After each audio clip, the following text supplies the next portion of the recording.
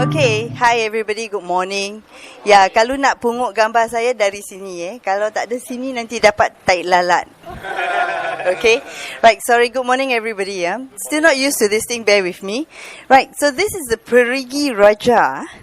And since you could pass this around, and since the Portuguese time, Portuguese were the first to come after the Sultanate, it's always been called the Perigi Raja.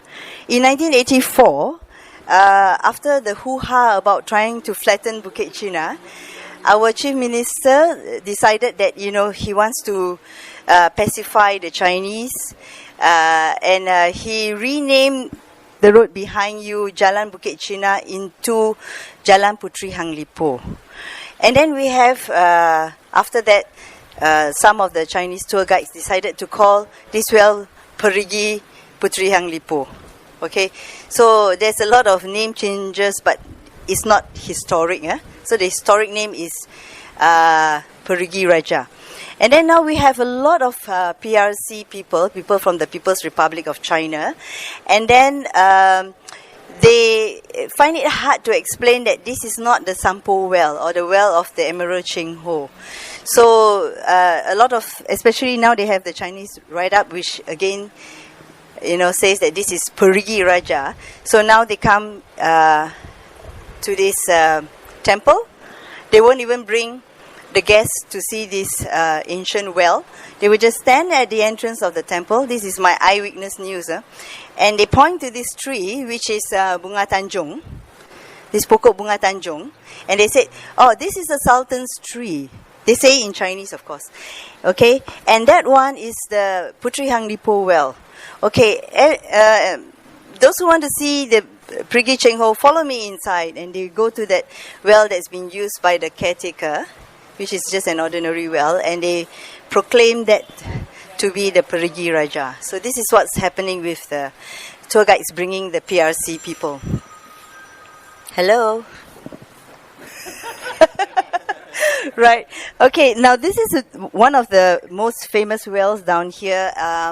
Unfortunately, one mad person who probably saw a lot of Chinese kung fu shows thought that he could jump inside and fly out. He jumped inside, he never came out. So after that, actually there was already this thing there, but somehow he managed to open it and went in. Okay, so even before that, this has become some sort of a wishing well, proclaiming that people who put or drink water from this well or put a wishing coin there will always come back to Malacca. I never drank from this well, but I've never left Malacca. Right, so the fortifications, as you know, is the Dutch fortification. Right, so this is just a brief thing because it's not the focus of my walk today. Right, I'm walking the talk. I gave a talk, so come. It's a wonderful tree. How old is it? Hundreds of years. Yeah. Never seen such It's hollow, Oh, really? Yeah, that's the concrete that's covering it. Okay, now this is a very old tree, right? So when I was waiting for Tourism Malaysia and witness what the guides were telling the Chinese nationals, I was seated on that chair, and then after a while there were people walking around. I wasn't paying attention. I was reading something, right? So after that, this has become a magic tree. Also, you see, how many tour guides here? Okay, learning to be tour guides, right? Yeah, you got to learn to be very creative to get the bigger tip in the pocket. So, if I tell you a story, once upon a time there was a princess, is of course going to carry more value than, this is just like that. Historical facts are really boring. Anyway, I don't know what they told the Chinese national, but what happened was that they started walking around the tree, and then one of them said, have we gone 3 times around the tree? So it's become a wishing tree, So you got wishing well, wishing tree. I don't know what else will come up. Okay, we did a restoration, the Cheng Hun Ting Temple. This is one of the temples that are under the Cheng Hun Ting management. Right, we did a restoration exercise on this temple. And before that, everything was just painted over, lime wash or whitewash over. So when during the course of the restoration, we actually revealed that there were all these paintings underneath. So we have put back what was there. To do this, we had people from China to come and do this very fine artisan works. Okay, and we found that what was wrong was that all the muka kena cakar. You know, all the faces of all the drawings here were damaged. Yeah, scratched out. So we don't know. I mean, this was like nobody have ever mentioned about this. So we don't know why that happened. But the Chinese artisans have put back all the faces, right? So we can see this. This temple, I don't know. Anybody heard any stories about the temple? The guides? Do you know anything about the temple? Is this Sampokong Temple, Emerald Cheng Ho Temple, Emerald Cheng Ho Well? Do you have any idea? You read anything on it? No? No. Okay, right. Anyway, this temple was built in 1795. I think some people wants to get through. 1795 by Captain Chua Suchong. And that's my ancestor. And the reason why he built the temple is written in the founding tablet stone inscription I will show you later on. So it's got nothing to do with Emerald Cheng Ho. It was built very much later. Emerald Cheng Ho came when he passed away in 1433. Tak dengar? Oh, okay. Right? So every graveyard, for the Chinese, they believe a lot in the guardian of the soil. Okay? Penunggu or something like that. Is that what you call it? And so for every graveyard here and in China, there will be a temple, you know, because that is the overall fella who jaga all the graves. Okay. Then at the graves you have individual guardians. Okay, like macam some of us believe we got guardian angels lah, kan. So you have to come here and pay respect to the guardian of the soul first before you go up to pay respects to your individual ancestors. Okay, so every person who knows the Chinese culture knows this. So it cannot be Emerald Cheng Ho, because Emerald Cheng Ho is a Muslim. Okay, and all over China there were no statues of Emerald Cheng Ho to be prayed to as a deity. Even though now they have erected a huge statue of Emerald Cheng Ho in his hometown, that is just to keep track, a record of, how he was a very good officer of the Ming dynasty.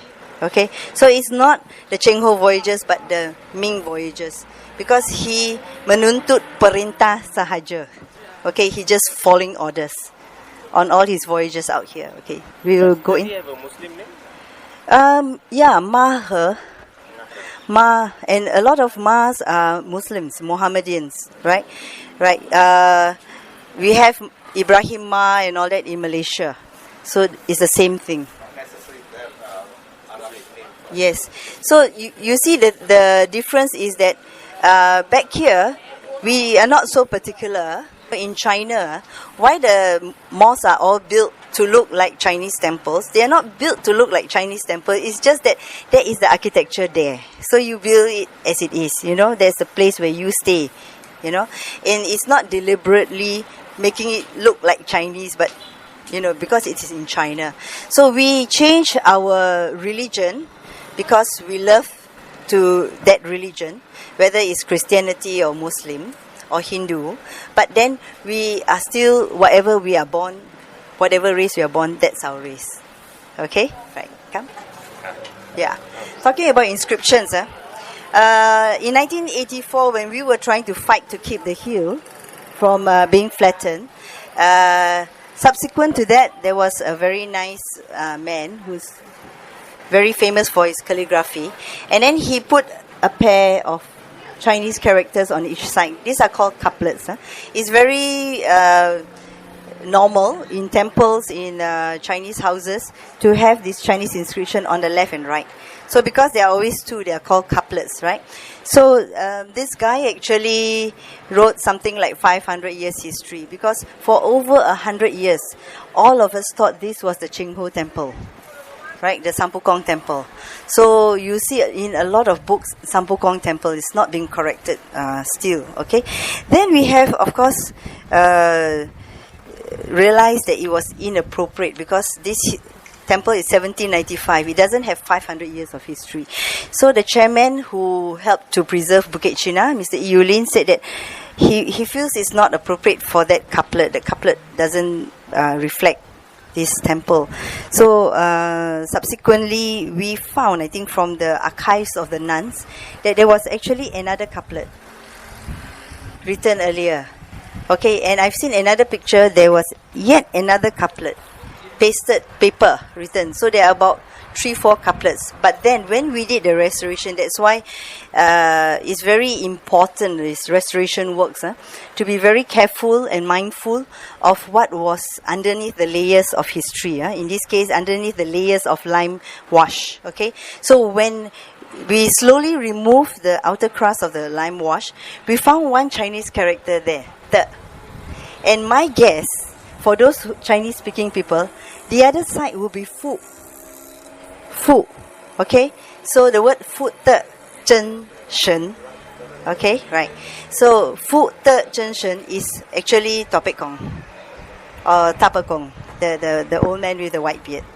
So usually the couplets would take either the name of the temple. So in the case of this temple, you're reading from right to left. The first character is Pao, which is precious. Then the hill, which the sun, which is hill. And then Ting is the pavilion or a covered area, right? So actually, the couplets could start sounding Pao on this side and Shan on that side, right? Or it could take after the name of the deity, Fu, and then Te, okay, which means it's the Tapakong temple. In China, they don't call Tapakong, they call Fu Te Zhen Shen. There's no Tapakong in China. Okay, right. So we have a lot of couplets. So as you say, there was a couplets before, but it was inappropriate. And we have proof now that it's not correct because that was the original character that was underneath, right? Come nearer. Then you can see the shiny head and the shiny stomach. Okay. Now, this is the once upon a time story again. So once upon a time, a group of Malaccans went to China with our governor, right? And they went to one of the places where they visited was the town of Emerald Cheng Ho or Sampokong, right? So Sampokong is a title that is given to Emerald Cheng Ho. Original name Ma He. Okay, that's the name he was born with. His father and grandfather before him, they were all Muslims. He comes from a Muslim family. He was captured by a Ming prince, and then it was recorded that he was castrated, right? There's a lot of doubts whether that story was true because he was recorded to be tall and having a booming voice. And castration taking place at 13 years old would mean that he will still have a boy's voice. So that is still a question mark up there, but that's not our research, right? So tour guides, as I said again, have to be very creative. So in the early days, when this statue appeared here, the Hong Kong people being very superstitious, and the Chinese tour guides know that, So they know that they love anything that would earn them an extra penny. So they go like, demonstration. Okay, they say, for those who understand Cantonese, ho wan sik, easy to earn a living. So you have to have the smarts to be good in businesses, right? And then if you have a full stomach, which means you are doing well, right? So they tell the Hong Kong tourists that you have to rub the head. See, very shiny, right? So a lot of rubbing has been going on. Rub the head and rub the stomach. Yeah, ho wan sik. And you go back, you will prosper. Right. So now this is a Muslim man, poor thing, and he's subject to all these superstitious things, right? So now with the PRC guides, they also ask them to rub the sword, so the sword also got shinier. Now we got to start some other stories so that the rest of him also get polished. Okay. Now, so a lot of people thought this was Emerald Cheng Ho Temple. So when they bought the big Emperor Cheng Ho statue because the governor says, okay, it's nice looking when asked, they decided to pay 20,000, the chambers, Malacca Chambers of Commerce, to buy one huge statue, which is now in the State House, right? And they wanted to put it here. But it is inappropriate because this is a graveyard. So then they said, okay, when they bought the big statue, they got a free gift. This is Mr. Free Gift. So Mr. Free Gift, I said, can we put the free gift here? Then they said, okay. So they put it right in the front where you just walked in, the front courtyard. They put this base. If you don't believe me, you can try to lift the base. It seems there were 6 people. My dad was one of the witnesses, okay? 6 people trying to put the base down. And they put it right in front. This is one of the superstitious pantang things. 6 huge guys put this down, and instead of staying put like that, it actually shifted. Then they thought, this floor is not even, right? So we lift it up again and we put it back and it shifted again. So they got takut, they got scared, right? So they left this one over to that side, and then it's been there for a very long time. Then the temple knew that, we have to correct the facts. So we hide it here, but they still found it. Okay, right? So that's the story about this statue. It does not belong to this temple. It still belongs to some outsider. Nobody wants to take him away. So tour guides are having a fun time with my good friend here. Right. So we'll proceed.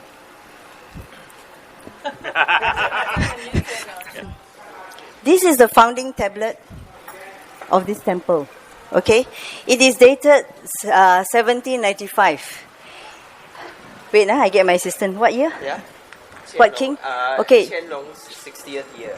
Qianlong is a Qing dynasty emperor. Hi. And then this is the 60th year of his reign. This is the Chinese naming system.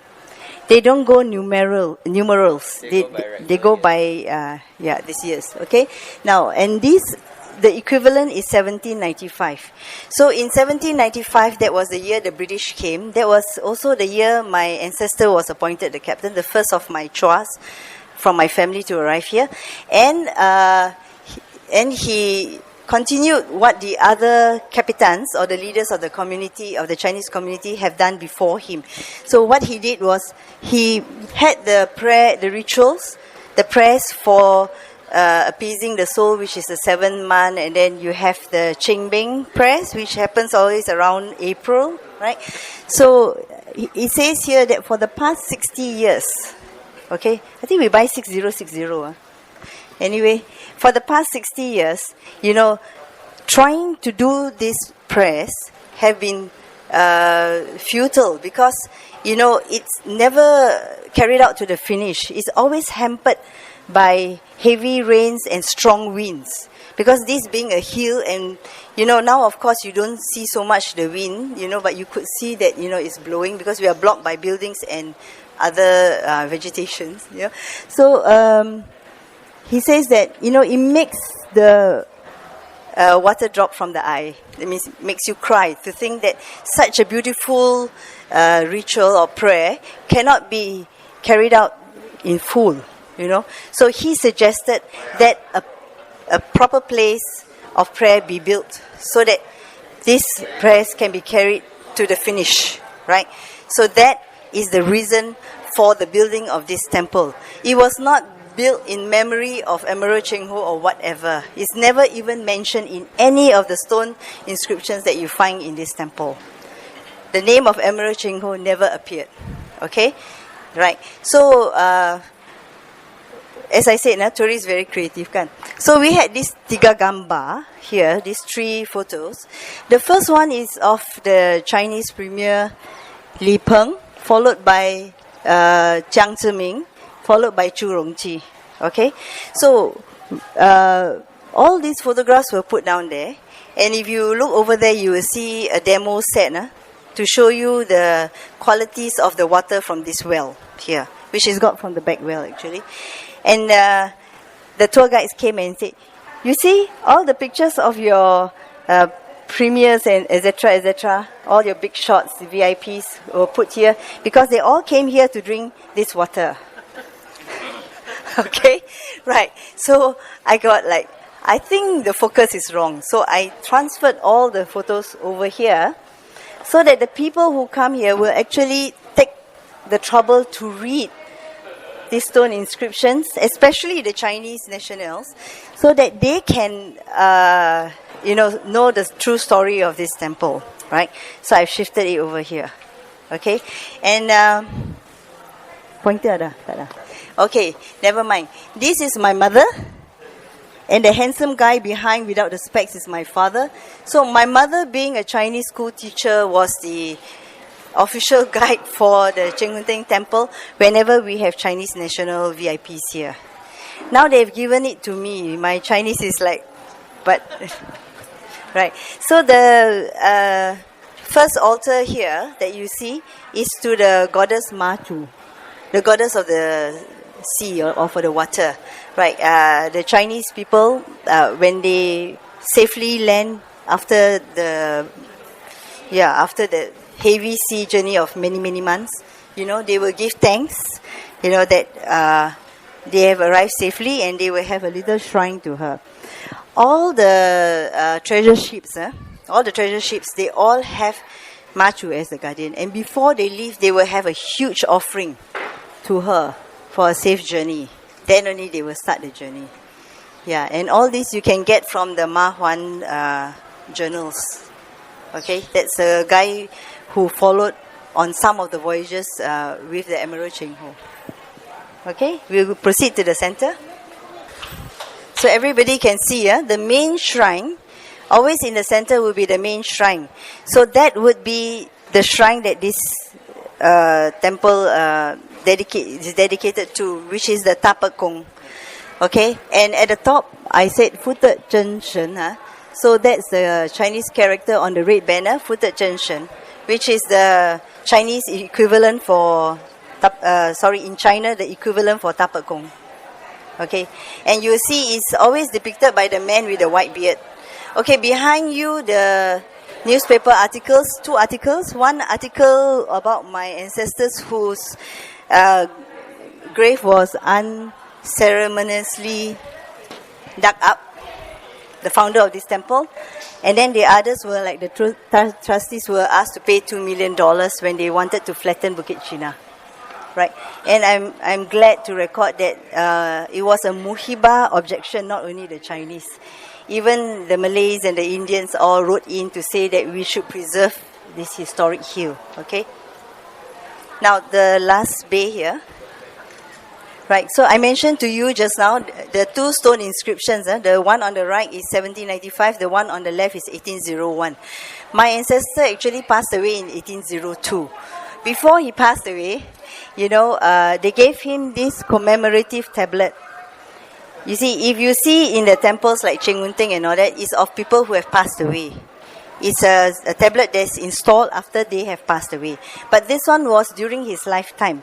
Therefore, you will see that it's only that one clean line right down the center and nothing at the side. There's like no year of death and all that.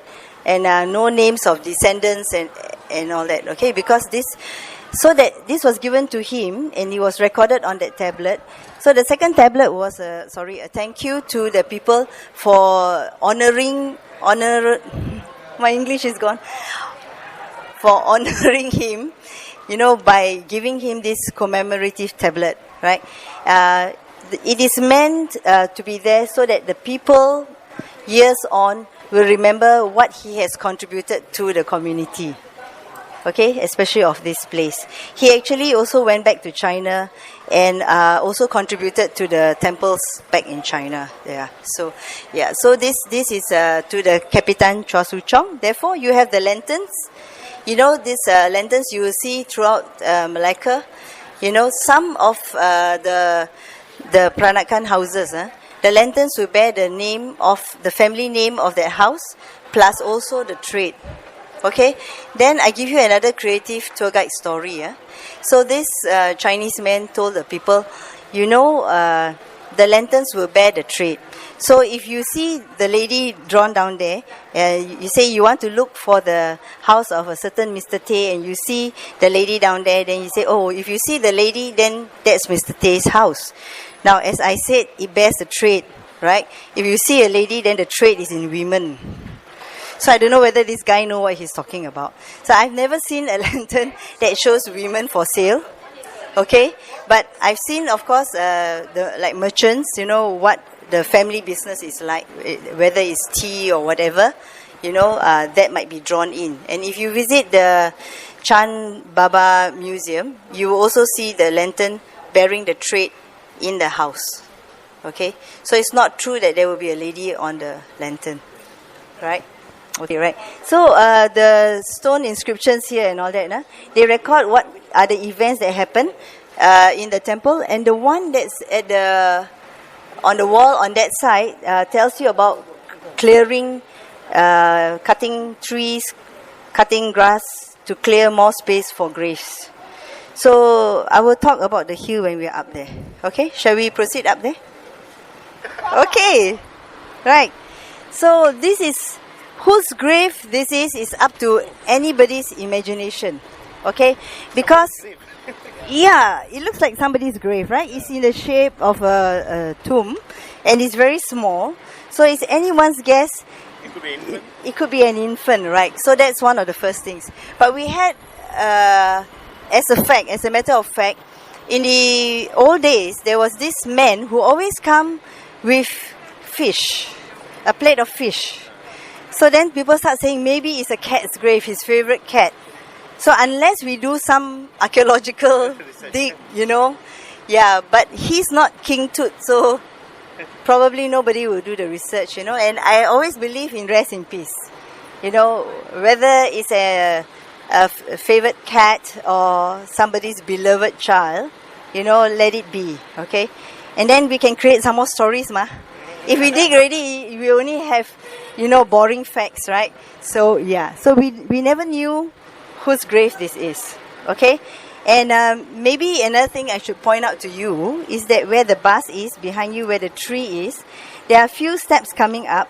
You will see another granite slab down there, okay? It is in 3 languages.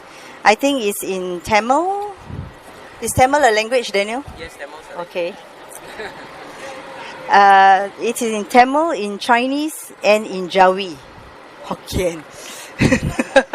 So who are the people who brought the cows up here to graze? Okay, they came here to eat the grass, right? So and then when they eat the grass, they do other things also, right? So in respect of the tombs up there, they said, please do not bring your cows. I do not know whether they say kambing or goats or not, but definitely cows. Please do not bring your cows up here to graze, right?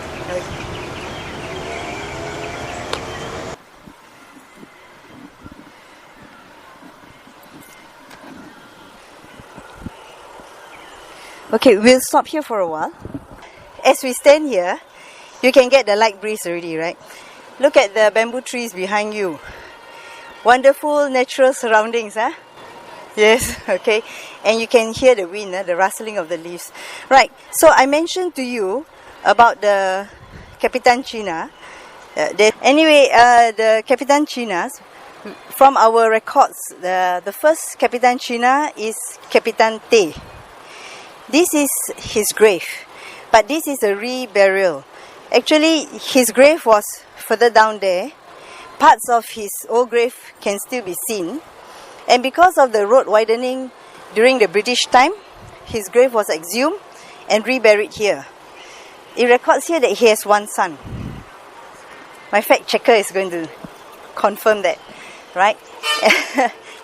So every year during the Chengbing, the Te Association will come here to pay respects to the illustrious ancestor who was here, those in the 1600s, okay, late 1600s.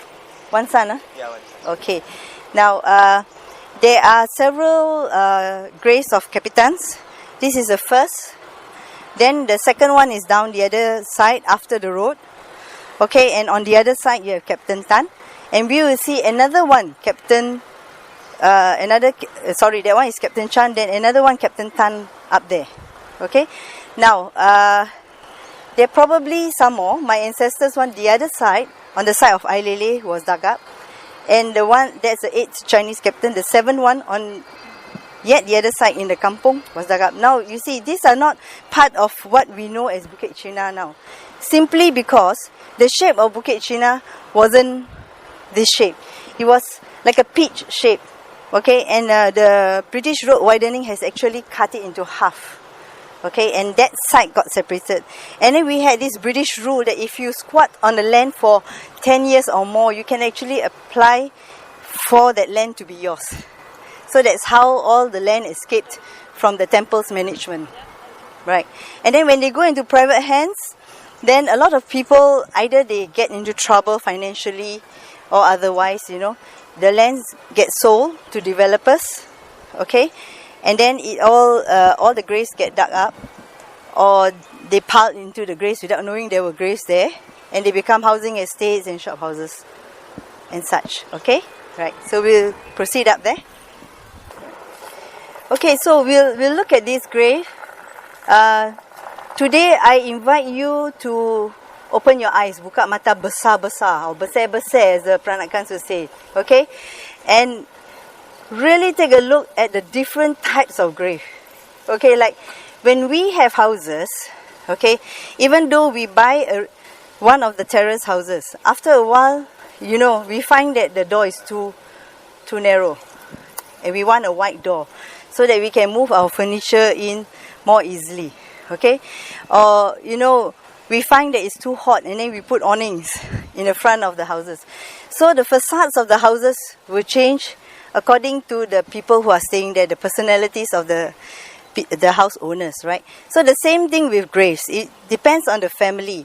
So when the family decide that, my dead parent or such, has a very important place in the society or in their family, and they want a huge grave, it will be very huge.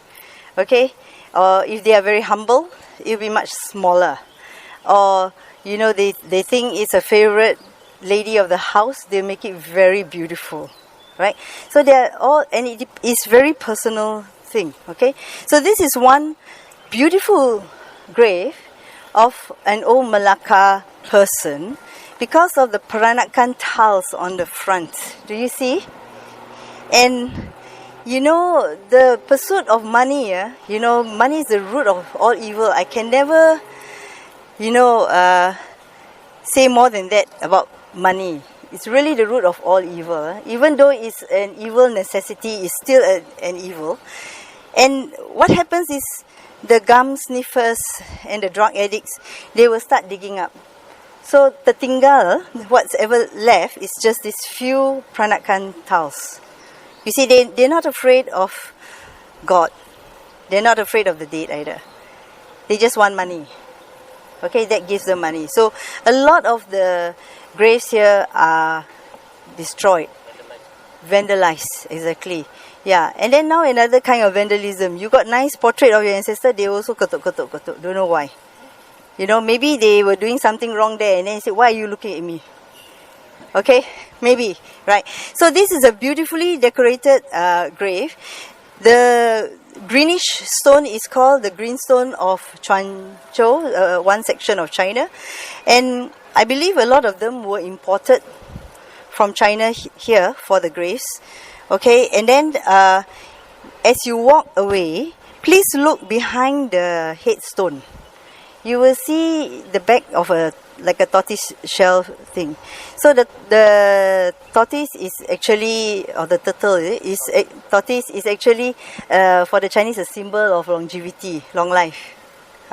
So probably that's the reason. I mean, maybe this person lived for a very long time. And behind that is a Chinese circle thing with a Chinese word.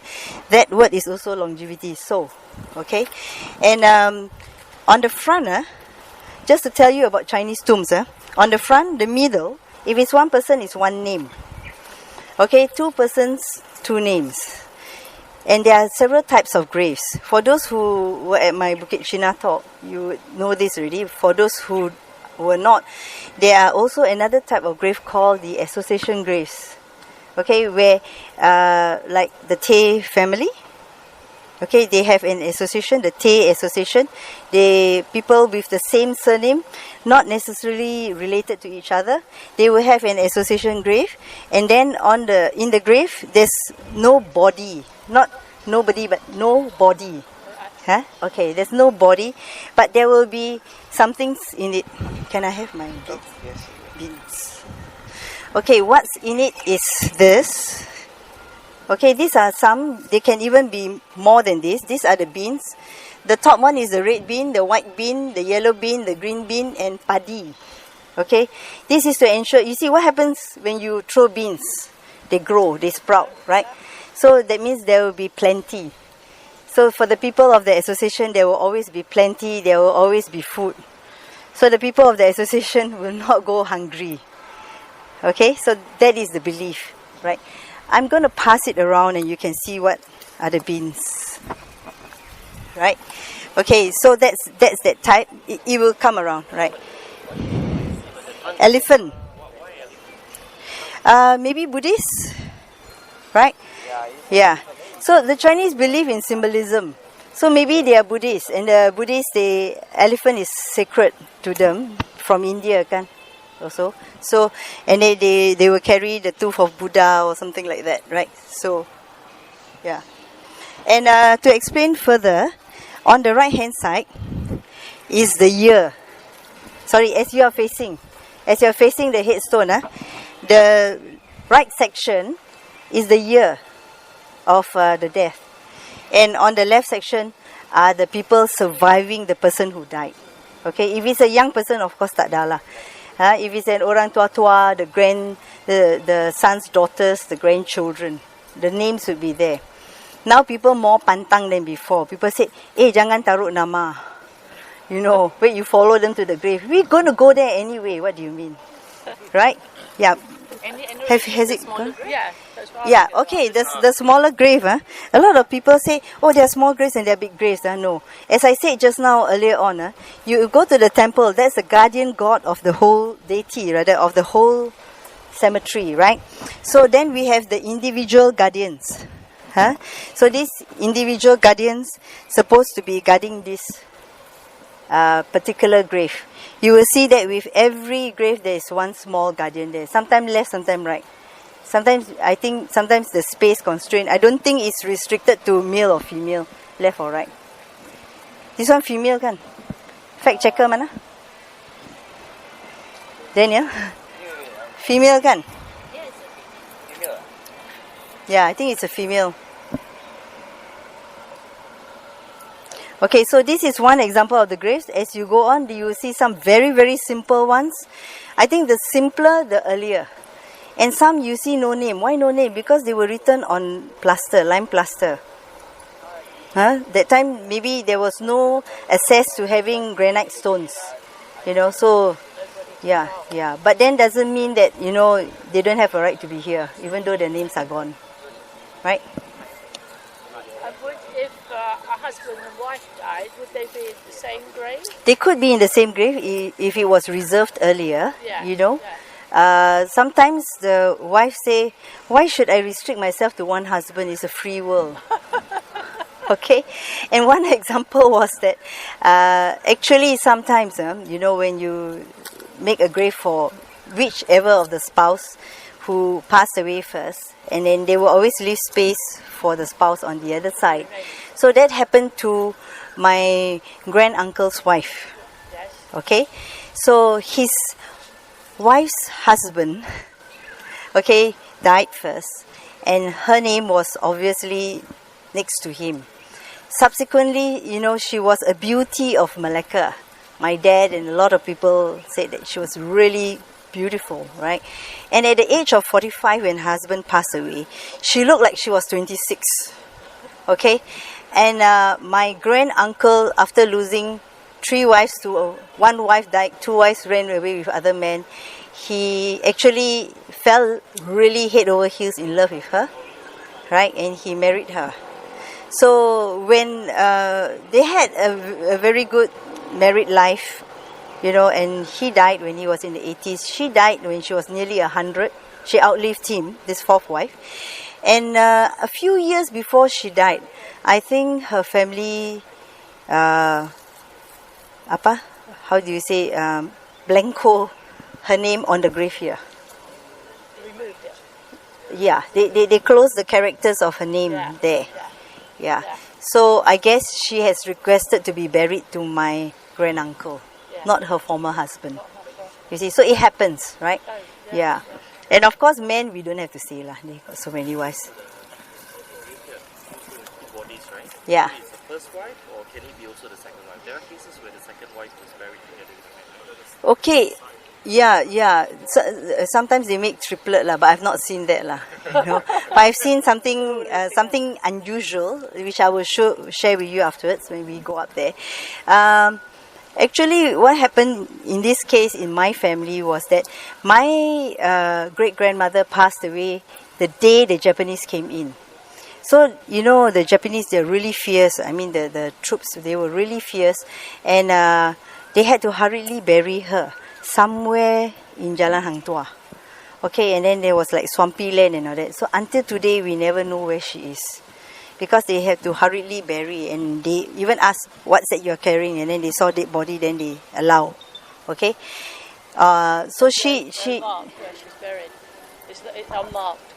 It's unmarked. No, and there are buildings there already. The bus station was there. So we don't know where her grave actually is. You know, it's really sad.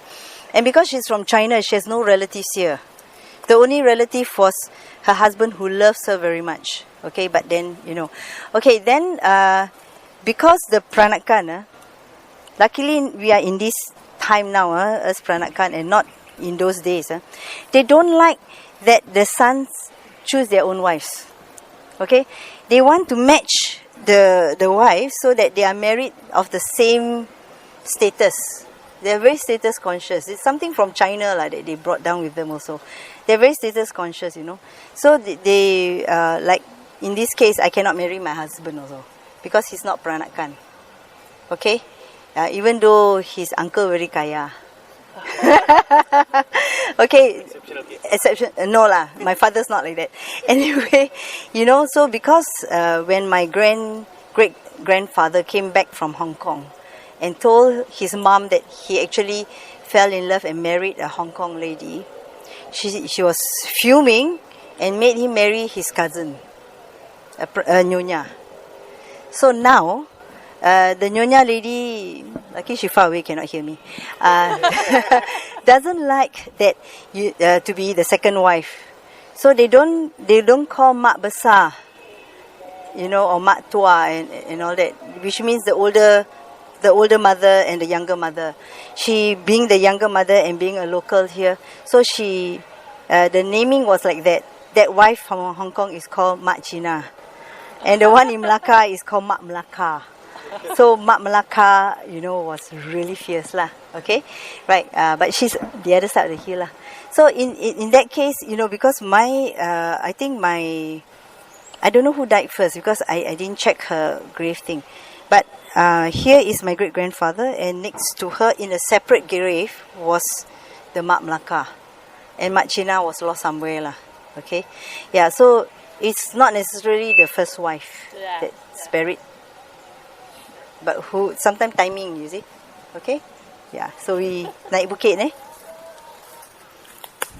Okay, this grave has been renovated. As you can see, it's all fresh and all that. And redone in 2004. Okay, this is one of those association graves. As you can see, it belongs to the people with the surname Lee. It's the Lee Association grave. And it says they're renovated, 2004. And even though it's an association grave, it still has that little guardian at the side. You see that? And it says Fuk Sen, lucky God. God of luck. Yeah, and behind you is one of the very old graves, no names.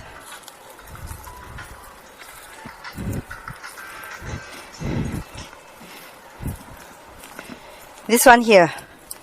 And you see the type of material, whatever material was available at that time. This is lime plaster, and these are the rocks that made the fort, that kind, you know, laterite rocks.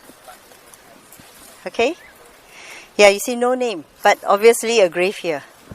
And I don't know where's the little guardian. Sorry. Yeah. So look around, they are all different shapes and sizes. And this one like square kan, on the right. There's no body there. No body there. Not only those 5 beans that I showed you, there are actually a lot of them. But they cannot be only one bean, there's several bean types. So the Chinese are very good, they cover all corners. Yeah, all sorts of beans. There's semua dah.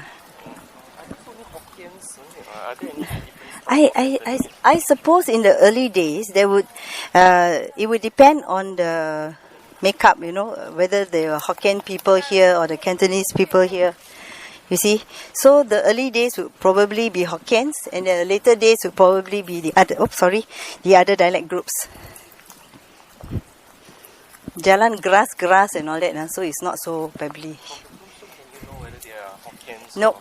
Nope.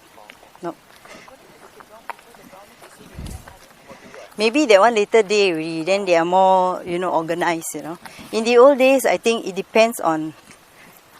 Okay, now this little grave, so for example, I said that the graves are all like the simpler graves to the earlier graves. So this is one example. This is during the Ming Dynasty, this grave. Okay, it's of one lady and put there by her son. That's what's recorded. The date is 1614, 1614.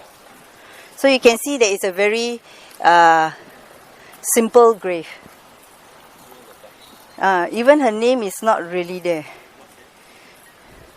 So she might not be a Chinese, but he married into a Chinese family, so they follow the Chinese rites. So during the time, probably they could be Batak slaves or Balinese slaves. Yeah, anyone's guess, right? In the old days, the locals were all mostly from the Indonesian islands, right?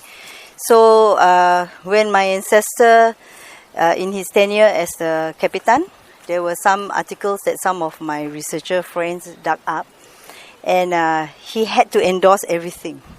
During the Dutch time, this place was called Slavenburg. That means the town of slaves. So there was a lot of slave trading in Malacca during that time. Okay, now we have slave trade in a different form. Now registered Indonesian maids. Okay, registered slave trades. So in the old days, the slaves had no say. What was recorded was that the Chinese slaves were more expensive than those from Indonesia. And their names are not like strictly what we know the Indonesian names to be right now. This really fancy name, so we do not know what makes or from which group, unless Imran helps me to do more research on that. And in fact, in one article by Reverend Ye Hua Fen, he says there's a Capitan Nya. Okay, so Capitan, as I told you, is the leader of the community. Capitan Nya is the lady Capitan. So I don't think you can interpret it as she was a female Capitan, but that she was the wife of the Capitan. Yeah, but we don't know where that grave is. Yeah, it was an early record. Okay, when you come up here, please note that all the graves are not facing in one single direction. If you come up here and you look in front of you, behind you, you can see that they are in different directions. Okay, as Caroline Cartier, a geographer from Vassar College in the US, said, it is not that they were buried haphazardly. Okay, that's not it. It's just that they are based on the Chinese say the birth dates, etc., of the deceased person and how the graves should be orientated. So they have some people who are experts on this. You ask me, I'm a blank, Yeah. Geomancer, that's right. Thank you. Yes, expect that from you. Okay, the geomancer will actually tell the family members how the graves should be orientated. So you see, whereas you have from in front of you and behind me, all facing in that direction, the association graves is, and the one next to it is facing the other direction. You could say that the normal rule of thumb is that in front of you, it should not be higher. Behind you, it should be higher. Because, have you sat in the chair terbalik? Of course, a lot of people just turn the chair and sit terbalik, hugging the back of the chair. But the most comfortable position for you to sit in the chair is with a backrest. So even the graves, they want a backrest. So the Hokkiens call it ao piat soa. Behind you, the hill. Okay? And then, you feel secure. People can't attack you because you have a high wall behind you. People can't attack you from the back without you knowing. Things like that. So you feel very safe. Where you feel very safe, you rest in peace. You won't disturb your descendants coming in their dreams and saying, hey, my place not very good lah, that sort of thing. Right? Okay. Yeah, exactly. That's a good word. You don't feel vulnerable. Right? So it's fine. And you see these paths here, they were put in by the joggers. So this is a really famous joggers hill. It cannot compare with Bukit Brown, which is really big and beautiful, where you even have horse tracks, But what you call the poor relative. Yeah. And you see the wind? Yeah, it's really peaceful and very, very comfortable here. Except that, now the times where you have thieves and all that, it's really not safe for people to come alone. And you have these gum sniffers. So even they kill you also, they don't remember, right? So come in a big group if you need to, right? So as we walk, there are graves on the left and right. Dutch break. Besides gum sniffers, there are a couple of rapes on the hill. Oh yes, yeah. Okay, ladies, please be careful. Many years back, there was this Japanese lady who came here with a trishaw puller, thinking that the trishaw puller said, I'll show you the hill. She got raped, huh? Yeah. I mean, not where you're standing, lah. Somewhere. Yeah. Right. Scout, sorry.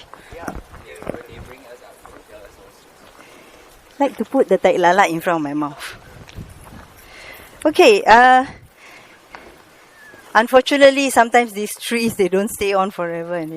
But this one did not come down with this tree. It already came out. Okay. Now, can we blame the management of the cemetery for not upkeeping the tombs? No, the management, the Cheng Wen Ting Temple. Right. You can't blame The family, exactly. Yeah, thank you for understanding. Yes, a lot of people don't understand, and in their excitement to flatten the hill for commercial purposes, you should see the 3 plans that came out in 1984. They almost seem like identical twins, but for a bit of change here and there. Okay, so they're all put out by the same group of people, Chinese, unfortunately. And then, a lot of people nowadays wants to use the sword of Cheng Ho, trying to promote him, to level the hill, to we want a museum to Cheng Ho and all that sort of thing, because we got good relationship with China, so we want to promote Chinese stuff, things like that. Not remembering that Cheng Ho is not a Chinese. Okay, right. Okay, and then, right, so the thing is that during that time, they wanted to level the hills, and one of the reasons they could put forth is that, look, the hill is not maintained. Okay, and unfortunately, this charitable group, Su Chi, is it? Chi, okay, they had a huge exhibition here in Malacca, in Mahkota Parade. Yeah, and they showed a picture which was titled The Unkept Hills, long grass and everything. And it's also in their book, which I also have. And my husband saw that and he got very angry and he approached the guy who was in charge of the exhibition. He said, come and look at this photo. Do you see any long grass? The grass was also nicely trimmed, okay? And we pay about 10,000 per month to trim the whole Bukit China. And you cut here, that side grow.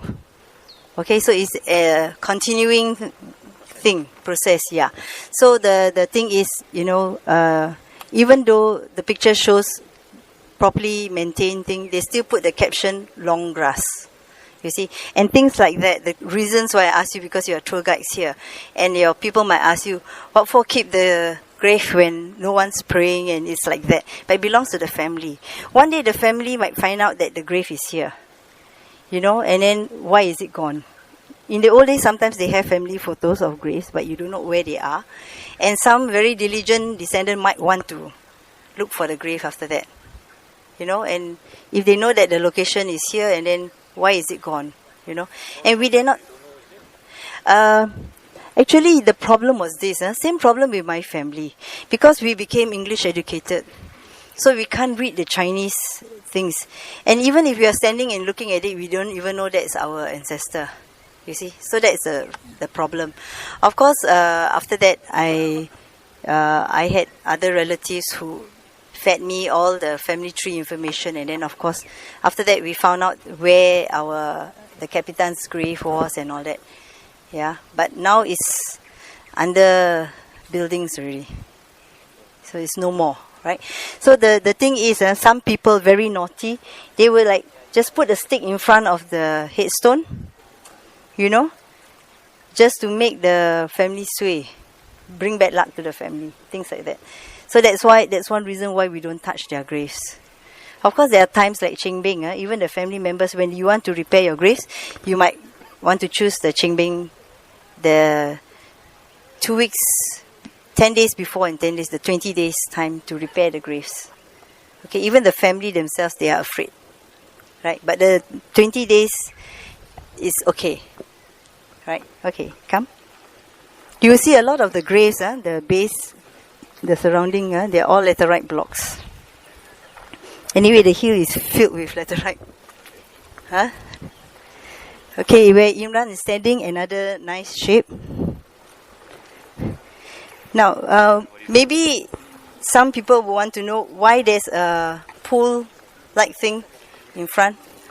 Okay, they sometimes when there's rain, the water will contain inside here.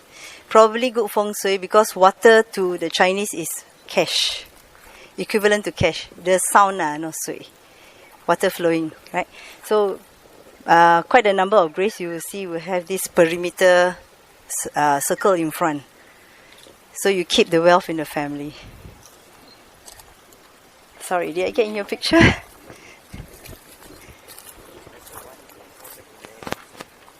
The Ule is the captain's grave. Oh.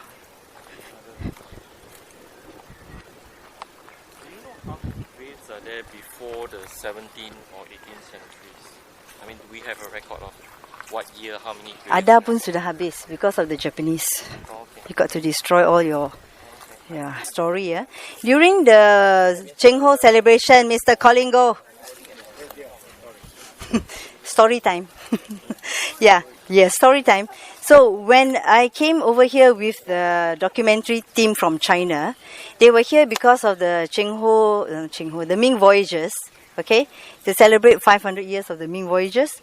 Then one man ran past us from that direction and said something in Chinese. I didn't catch it, but they caught it, and they said he was saying snake. Be careful, you know. So, okay. Then as we approached one of the graves, which we will go to shortly, we actually saw that snake. It was a black cobra. An adult cobra, not baby. This might be the baby, right? And it went up, and I was thinking to myself, how nice if it stopped at the headstone. Then the Chinese fellows would get a very nice picture of the cobra, paying respect to the Chinese capital. I wouldn't dare go near it, but it actually stopped at the base of the headstone and turned to look at us, and then proceeded to crawl over the headstone and disappeared behind it. And the whole group of us started looking for the cobra. We didn't see any holes, and we didn't see any more cobras. Fairy tale or not? Lady Black Snake, Yeah, never heard of her. Must be the black sheep of the snake. Okay, yeah. We had friends who stayed. I was looking at some old Bugis graves in Penyengat. You know, what happened was that when we were opening the, people like to put cloth on top, right? Yeah. You know what we saw? Not so scary. First, it was a what do you call this? Spider this big, the overall with the leg. Okay. We saw it had many layers, and then we saw a scorpion, and then we saw a hybrid between the two. But as we took away the layers, none of these appeared. Oh, So when you said that story, I recall what happened. yeah. Yeah, too bad we didn't take photo. We were so scared. Yeah. So scared. Sayang We were very sekali. afraid, no? And then it disappeared. We didn't take photo though. I had a few witnesses with me lah. Sayang kan, like the China fella they miss. Okay, this is another renovated grave, the one with the mosaic tiles. There's some more of this type of graves, so you can see the style and then like the two little things at the side there and all that. So the other grave is this shape, and I think they're all from the same place in China. Mana? Tapu. Okay, Hakka, the guest people. Guest. As the guests, okay, Tapu. So the Hakka people graves, they are like that, this shape. So what they have done is they have beautified the grave without changing the shape.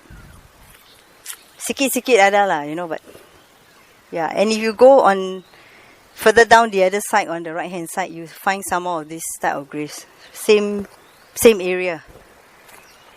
So most of the early Chinese, the Capitans, from which part of China were they from?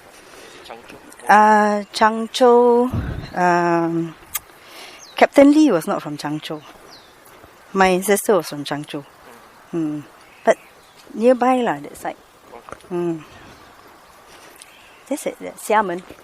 Captain Lee was from Xiamen. Amoy. Yeah, my mother also from Amoy. Okay, this is where the black snake came to. So as you were walking here, then the black snake just crawled over and stopped on the right hand side of the grave, proceeded to go up. You see it's flat, kan? I mean it's high, right? So you can actually see where the snake went. And then after that it just disappeared. So all of us surrounded went around the grave to look for which hole the snake went into, but there are no holes. Sorry? Yes. So the rule of thumb is that if there's one line, okay, there's one grave only lah. Clever boy. Yeah, I got no prizes for you. Yes, this is one of the Chinese Capitan's grave, the family name of Tan. Okay, let me just elaborate a bit. This is the family name. Okay, this is the family name. This one Kong, for those who don't understand Chinese, but men always got misai, right? They always have that moustache. Okay, so that's the moustache and a nose, right? This is a guy. Okay, so yes, there's a moustache above. It's not Charlie Chaplin. Right, so this is the moustache, which gives you a hint. When you see the moustache and a symbol of something that looks like the nose. Well, it looks like a nose to me because when my dad was teaching me how to draw a face, he gave me a U, 2 O's, and then this thing. And then a curve up there for the mouth. So that's how he taught me to draw a face. So to me, this has always looked like a nose.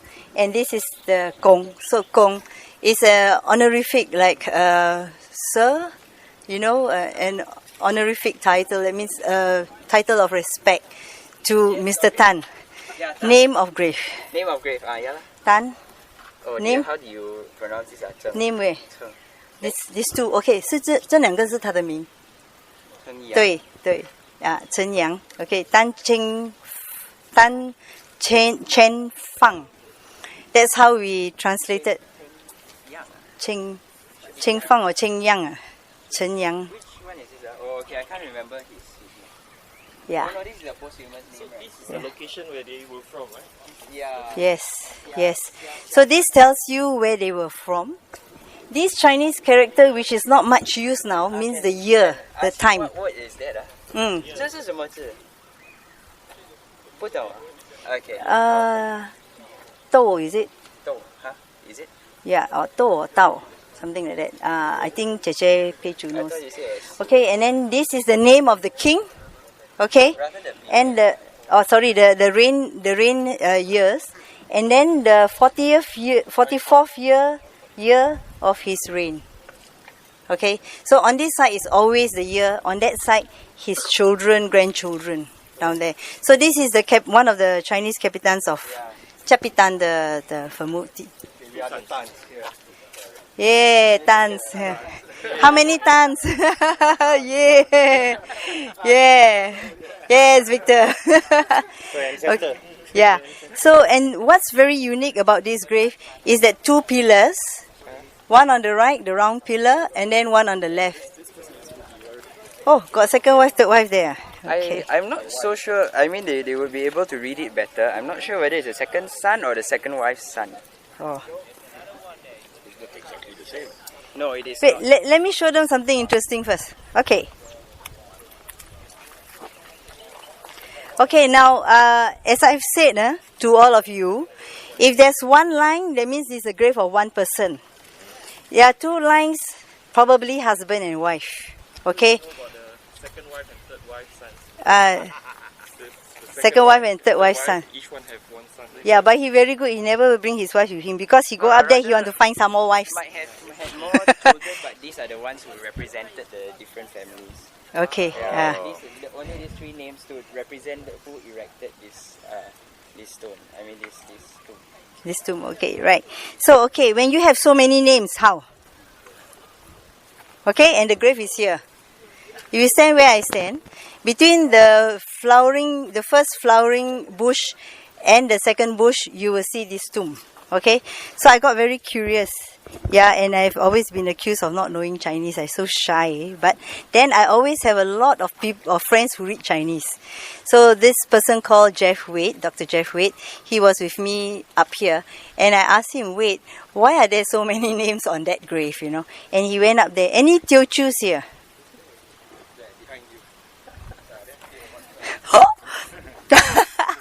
Okay, this one good friend, so I'm not afraid of saying it. They say Teochew very 好练. 好练啊！ I know lah, Gek Siang always say that to me. Okay, now they say about the Hokkiens, they're show-offs. Okay, they probably they are able to show off because they've made it. They have a lot of money, so I can see. Like the Indian families, usually back in India, they will show that they are very rich by the amount of cows that they own. Okay, so the Teochews, that's okay, isn't it? To show that you are rich that way, you're property rich. But these Teochew people, they show off by saying, see, I got 4 wives, the number of wives that they own. So again, the center name is the name of the person who is buried there, but he wants to let you know that he had wives, and he doesn't want to say second wife's child, third wife's child. He's a humble person, even though he's a capitan with a very big grave. This guy wants to put all the wives' name up there. Yeah. Huh? No, I mean, he had the wives before he died lah. So he probably already pesan, okay, when I die, you make sure you put all my wife's name down there, so people know I had so many. Pesan already lah. Yeah, it's very fair. That's a very positive way of looking at it, right? So yeah, the grave is just behind, between the first bush and the second bush. If you're standing right in the middle, you can see that.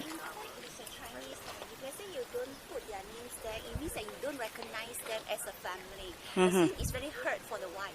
I see. Speaking from the wife's point of view, yes. If really, let's say even the son, so that okay, I won't treat them as my son, so that it's not here.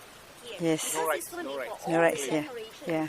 To remember that. Yes. Okay. That also gives them a share in the will, huh? There's no Yes. way of denying it lah. Yeah, It's yeah. set in stone. Okay. Any questions so far? Yeah.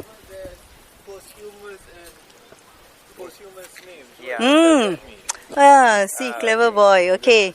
See, now I got more things to say. Okay, right. The Chinese, maybe we stand in the shade so that I won't get a headache. Ugh, my head burning already. Black hair. Okay, in the early days when the Chinese were born, they were given one name. A Ming lah, name. Okay. Then birth name and then When they come of age. okay lah, you talk. What?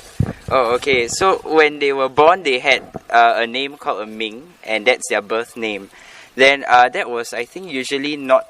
Anyway, when they came of age, and there was a ceremony called the capping ceremony where they, I don't really know what they do, but then they were given a second name called a Zi, and then sometimes when they pass on, especially for the more illustrious people, they would have a posthumous name.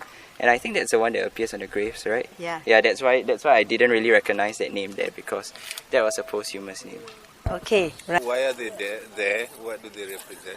Actually, I think basically they're just decoration, right? Just additions to show grandeur to this person, I don't even know if they are put in at the same time as this one. They might have been put later. But usually the Chinese are very careful. They always date, when they put something. But unfortunately for this pair, it's not dated.